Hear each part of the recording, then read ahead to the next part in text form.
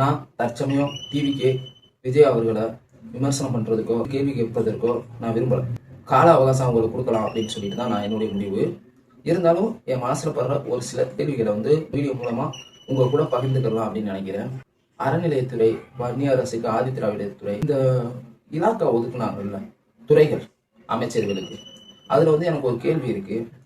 காலங்காலமா கோவிலுக்குள்ளேயே போகக்கூடாது, நீங்க எல்லாம் கீழ் ஜாதி அப்படின்னு சொல்லிக்கிட்டு இருந்தவங்களுக்கு அறநிலையத்துறையை கொடுத்து உள்ள கோயிலை நிர்வாகம் பண்ற ஒரு பொறுப்பை கொடுத்திருந்தா அது சூப்பரா இருந்திருக்கும்.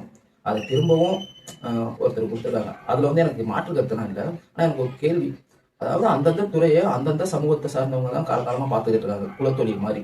சரிங்களா? அவங்களுக்கே அதை ஒதுக்கியிருக்காங்க.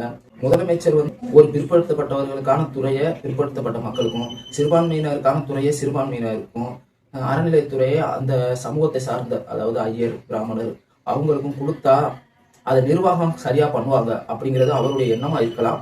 எனக்கு ஒரு கேள்வி என்னன்னா, இதை இவங்க கிட்ட கொடுத்தா அது சரியா இருக்கும் அப்படிங்கிறது என்னுடைய கேள்வி. மறுபடியும் இதுல பெரிய மாற்று கருத்தோ எதுவும் கிடையாது. இது சும்மா ஜஸ்ட் மனசுக்கு பட்டுச்சு, உங்க கூட ஷேர் பண்ணிக்கிறேன்.